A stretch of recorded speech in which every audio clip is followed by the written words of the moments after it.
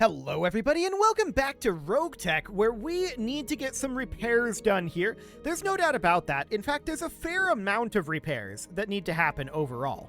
So we're going to get that started here, and we have our financial report coming due right now. So let's get that done.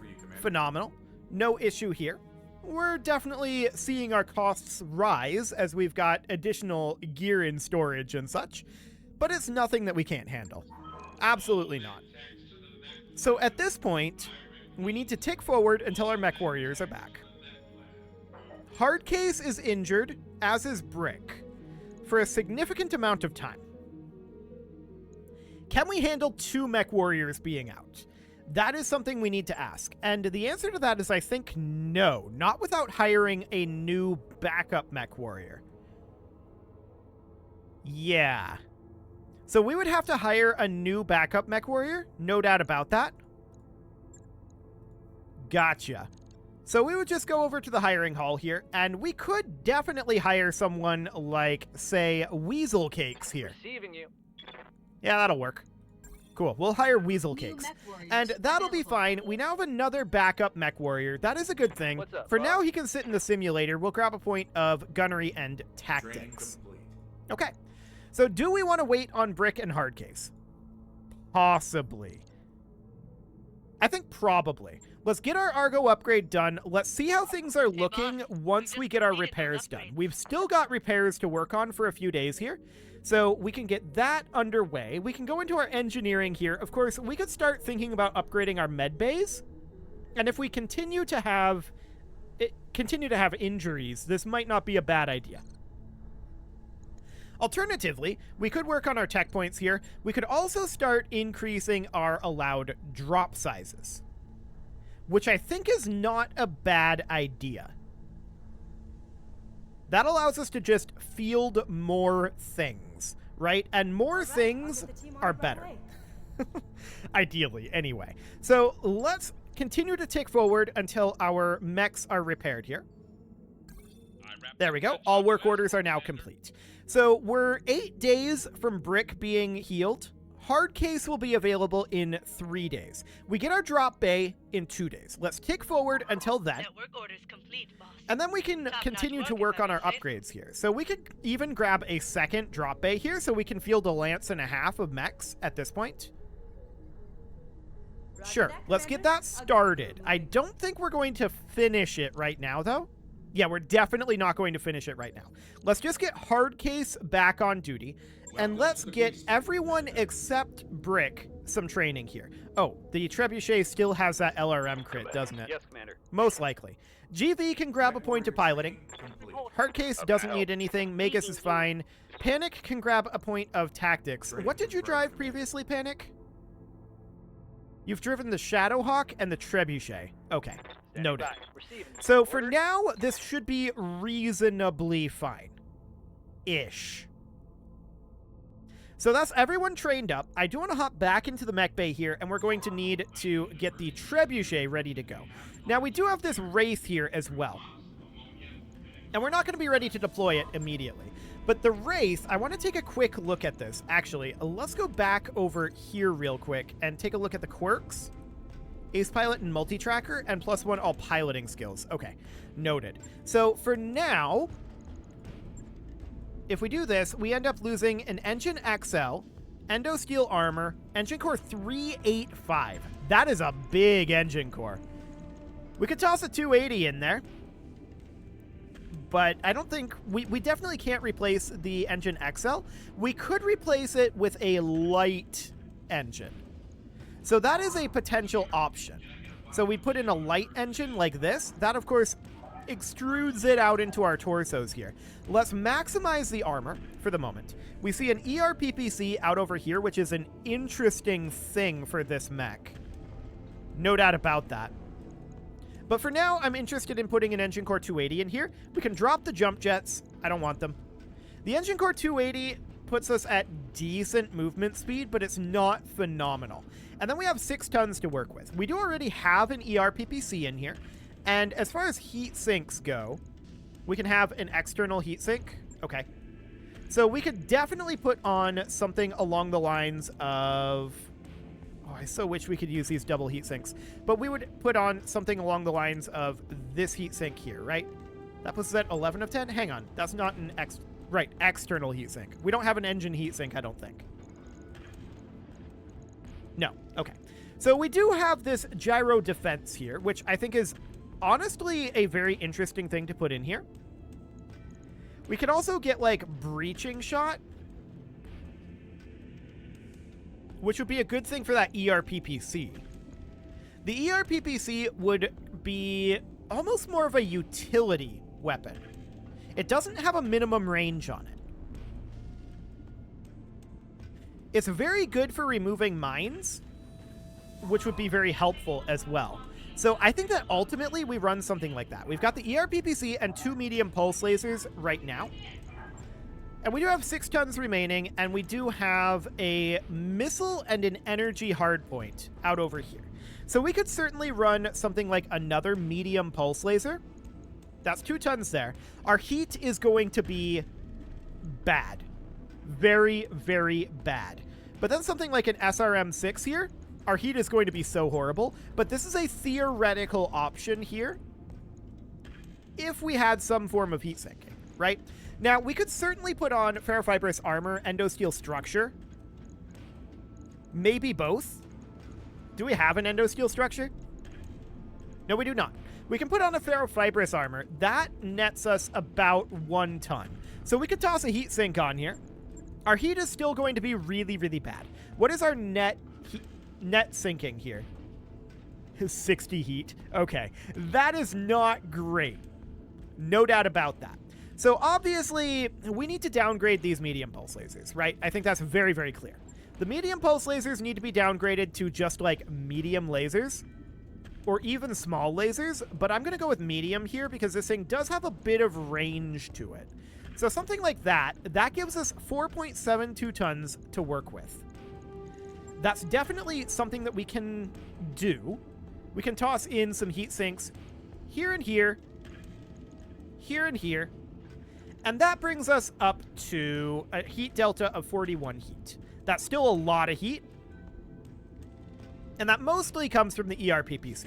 So the ERPPC is generating 45 heat, right? If we ditch the ERPPC, we have no heat delta at all.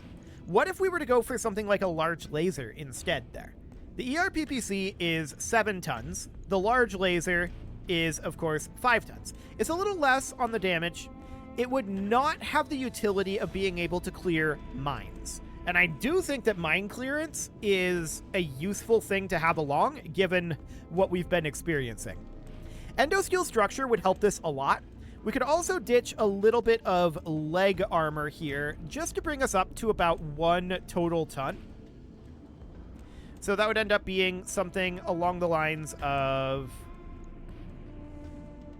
that. Yeah, that's okay. So then we could, of course, put in an additional heat sink. We do have the ERPPC Magna as well. That is 1 ton less. It does 55 damage compared to 55. Does it have a minimum range? No. Stability of 11, heat of 50. So it's higher heat by 5. Noted. That doesn't really help us in any meaningful manner because we're looking to reduce our heat, right? So that allows us an extra ton for heat sinks, but what it also does is it makes it so that, well, we're at +2 heat overall for that. So that's not a great option. We could just go with a regular PPC, but that's actually the same tonnage. What would the heat delta on that be? The regular PPC does 50 damage instead of 55. It's only 30 heat. So that would be a lot less heat than the ERPPC. Optimal range is 360. Maybe we do go with a slightly lower PPC here. I mean, 50, 30, 10. We've got the EM debuff. This has the mine clear as well. Anti-air factor of 12 and anti-air factor of 12. I mean, it's not going to be great. But we could definitely do something like this. And our heat delta is now looking at being 26 heat instead. That is significantly better. It's not good, but it is better. I really don't like the SHS cooling for this mech, but we don't have an option at this moment. I would love to go to double heat sinks here. That would be amazing. Even just putting endosteel structure into this would be a sizable upgrade, but we don't have any of that right now. So this could work right now. We can put the ERPPC back on if we can get the endosteel structure or double heatsink kits going here. But this would definitely do the trick for now. That costs us almost 1 million C-bills to get this ready to go, and we need to make sure that we hit that repair button. Okay. So something along the lines of that. That is expensive, and we're not going to be waiting on the Wraith. Now, I want to go in and refit the Trebuchet. Literally all we need to do here is replace the cockpit and repair the LRM-15. That'll take 2 days. Okay. So we're going to tick forward 2 days here. 1 and 2. Okay, I didn't intend to click on this. I tried to unpause it, but I guess GV has high spirits now, and we lose some C-bills. Our C-bill count is definitely diminishing because that Wraith was very expensive. There's no doubt about that one. But we're ready to deploy now, and we'll have to figure out how exactly that's going to be done. So to that end, we can definitely think about deploying... Let's see. I'm thinking about something like... Ooh, this is reasonably tempting. It's Word of Blake, but it's against Comstar. This is against Steiner. We might want to go for something that is Steiner. That said, Merrick we're getting lower on. So is there anything over here like this one? This is actually the highest difficulty Merrick mission currently available. Maybe it's a target acquisition. Okay. That's spicy. Target acquisitions are incredibly spicy, and I'm not sure that we want to do it. This will be attacked by Word of Blake, so that'll bring up the difficulty. 627 salvage is not bad. Maybe we go for something like this. Just boost our Steiner opinion a little bit here. Free priority salvage, so we sit here. I think that's reasonable. Okay, so at this point, Brick is not going to be deployed, right? So we're not going to deploy Brick. We are going to be deploying... Play-Doh has not been deployed yet, neither has Weasel Cakes. We're going to deploy Play-Doh in the Hoplite for the moment. And the Apollo is, of course, going to be restored. The Trebuchet we can move over, well, this way for now, but the Trebuchet will just get removed for the moment. We'll need to go to Lance B. So we'll have Panic in the Apollo. And then on Lance B here, we can now deploy... We can't deploy a Trebuchet? Hang on. These are all battle armor? Oh, this is now in the mech slot. I gotcha. So we can move the Scimitar over to here, and we can deploy the Trebuchet here. Something like that. So Weasel Cakes can hop in the Trebuchet, and now we can deploy 5 mechs and a vehicle. Perfect. And then Lance B, and then Lance C. Yeah, that'll do for now. So we'll deploy this for the moment, and we'll see how that goes. See you guys after the loading screen. Okay, so here we are all loaded up, and we, of course, need to protect this base. This is a defend base mission, and we'll see how that ends up going. We don't know what we've got for defenses here. We need to protect the base and keep the VIP alive. We have multiple incoming Blakist units. I'm not expecting huge amounts of threat here, but we'll see. You never can tell with RogueTech. So there are point defenses. Yep, they need to be escorted to the escort zone. That's fine. The Vanguard is out over here, so I think we deploy around here. There's a sandstorm, which makes it somewhat difficult to see, but it should be reasonably fine. And we'll deploy all 6 units right here.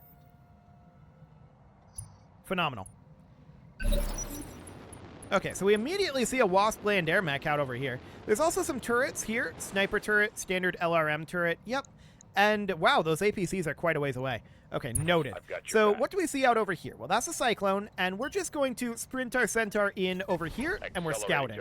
Okay, so that is a full Word of Blake Lance. We've got a Wasp, a unknown mech. We've got a Thorn, a Stinger, a Locust, and a Cyclone.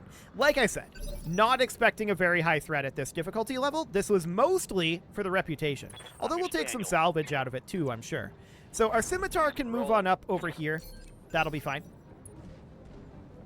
And we'll see what they end up doing, but we can get in behind these and kill them very quickly, in theory. Our Trebuchet mostly wants to stay in this cover here. which will be fine. Harasser moves up, sure.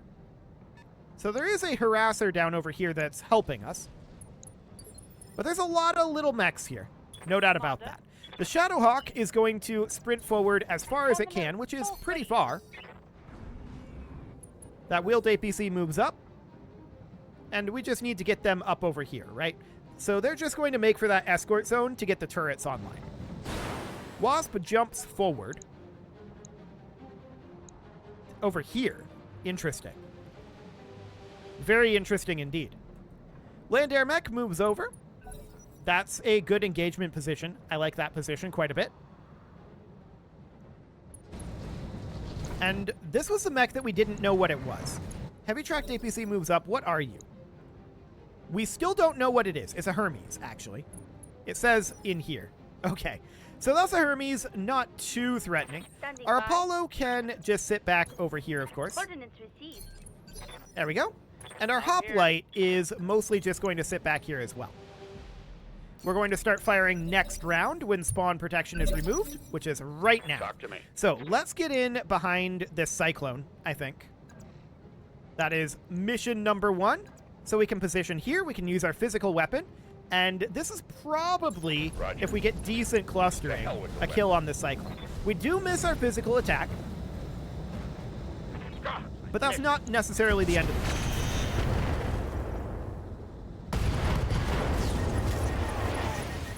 Okay, engine destruction, and it melted down. That's unfortunate. Doing some damage to the Centaur. But we did eliminate it, so there's that. Next up, they're going to be moving their Hermes and or their Locust. Actually, it'll be and. So the Locust runs off down this way. Okay. And we'll see what the Hermes decides to do here. It is in a reasonable spot for our fire support to take on. I definitely want to get the Shadowhawk in behind... Okay, they're firing on that small military building. They do miss, so no damage dealt to the building. We'll get a bonus if all buildings survive, so that'll be great. Our Hoplite moves now. It's got a shot on the Stinger. I don't love that shot on the Stinger. The Hermes is down over here. Actually, we can position our Hoplite here. Full speed. Hit odds aren't great, but we can fire on this Hermes from here. We sprinted, but also they have 8 evasive, and we failed our sensor roll. Awkward. But we're going to fire on him, and we actually did hit.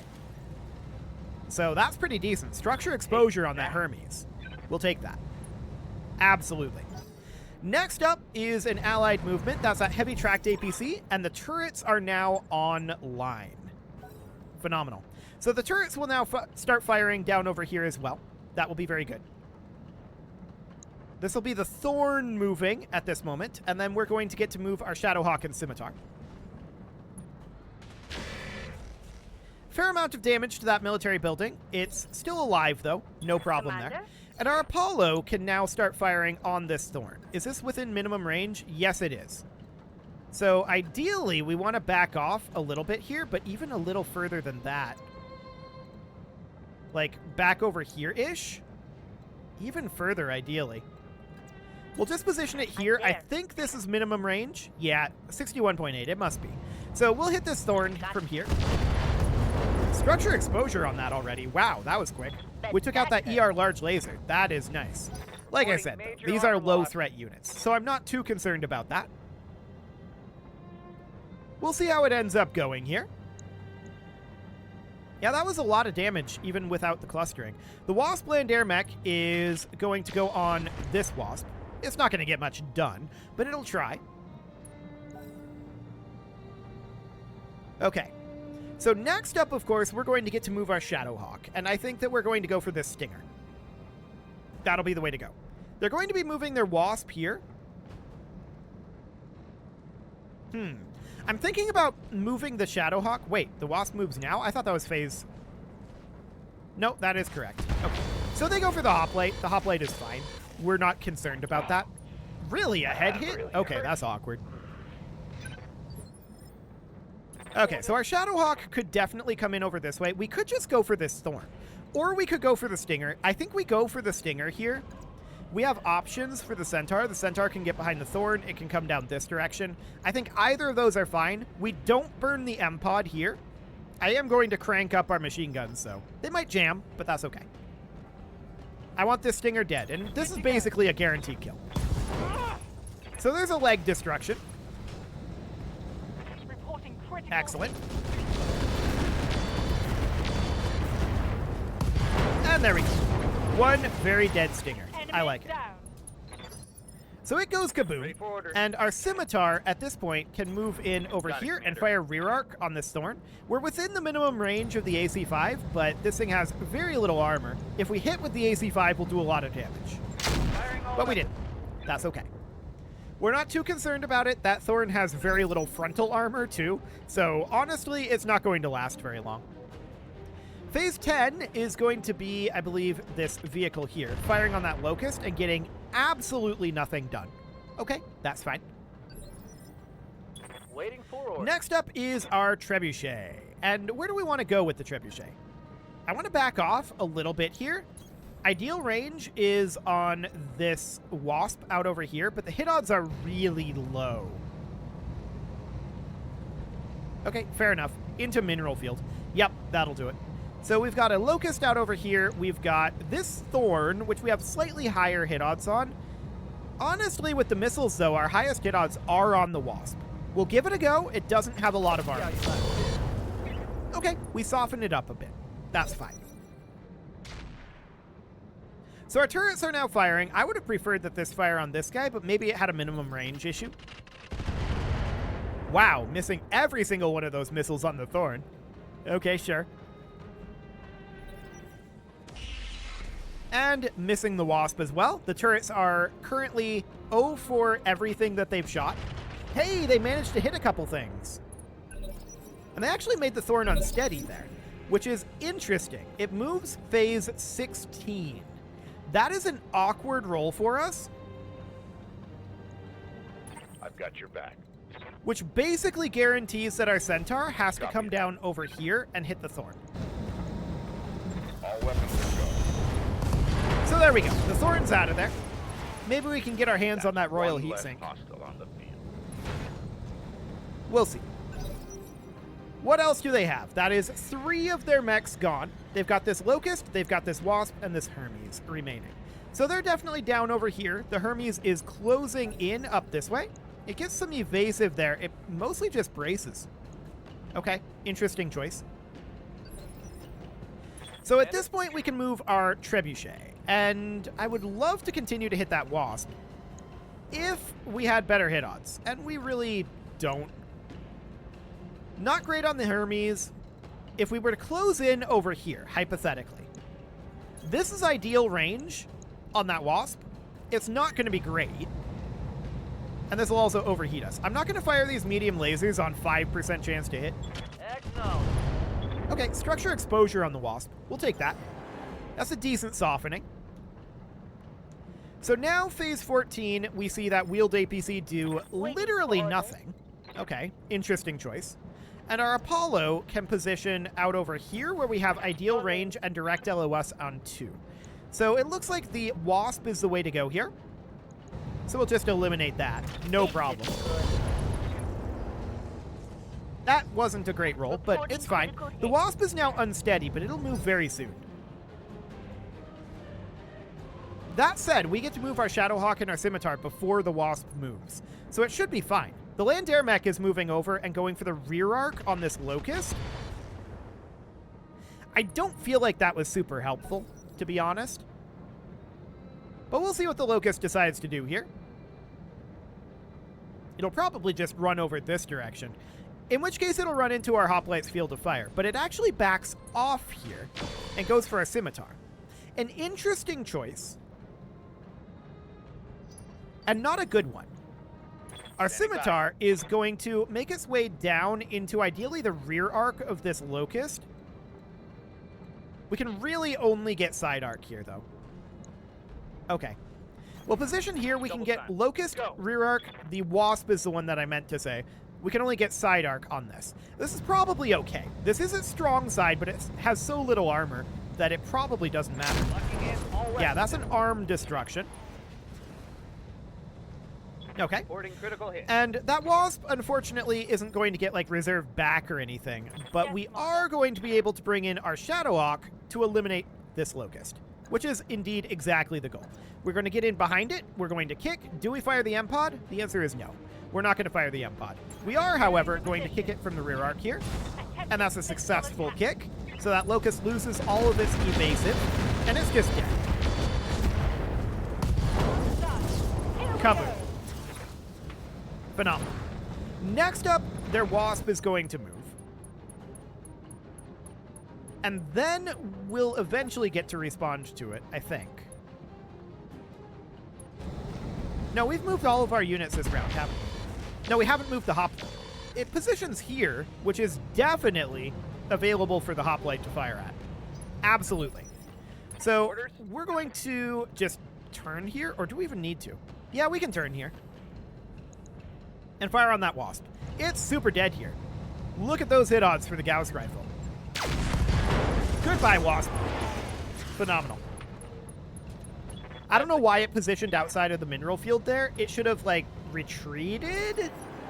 I don't know. That wouldn't have been a great move either. It kind of didn't have a good move. Wow, leg destruction on that Hermes. We did open it up with our Gauss rifle earlier, so that's a knockdown on that Hermes. That's really bad for the Hermes. Like, incredibly bad for the Hermes. So it's getting wrecked by turrets right now. And now we can absolutely get up here and do a lot to the Hermes, in theory. Let's position about here. It's a long-range shot. Absolutely. Do we want to just go CT here? It kind of doesn't matter where we hit. Our odds aren't great. I just want to soften it a bit. Little bit of internal damage there. Orders. And at this point, the Shadowhawk is going to want to move similarly. Can we not sprint? Apparently we're not allowed to sprint for some reason. No, it was just calculating. Okay. So we're just going to sprint up over this direction. Unfortunately, we don't get LOS, but that's okay. Now, our hoplite can position here. We could stray shot this building. Hopefully we don't.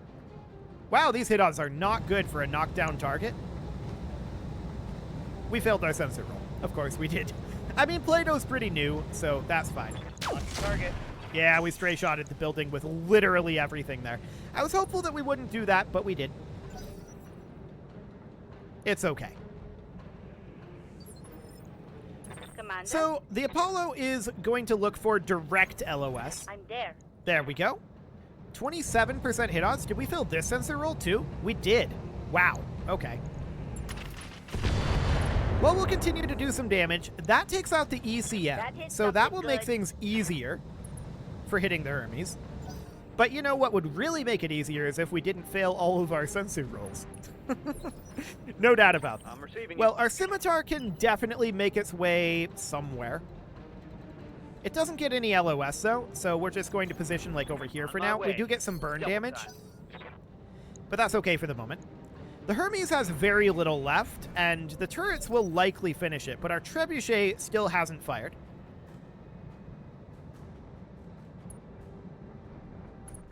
Okay, there goes the land air mech, doing some good internal damage there.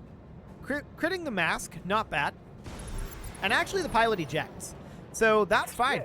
Our Trebuchet can then just sink heat. We'll brace here, and we'll see where the additional enemies come in at. Got eyes on hostile reinforcements. Out this direction? Heading your way. Sure. What are they? Yes, give them everything you've got. Where are they? Hang on. Here they are. Okay, Urban Mech, Trebuchet, Cyclone, Hammer, and Mongoose. Okay, well, it is time to put a cut in here, so I'm going to go ahead and do that, and next episode, we're going to wrap this one up. You can leave your offerings to the engagement gods in the form of likes, comments, subscribes, and bell ringings, and a very special thank you to all of the channel members for making this video possible, including ALS Gamer, Shadow Wolf, Andy McGar, Upper Cumberland Gamers, Nick Smarty, Dimitri H, Punching the Microphone, Soccerman12UK, Kentogan, and all the rest. And of course, you. Thank you for watching. If you'd like to support the channel, you can click the join button down below the video, and as always, I will see you all next time.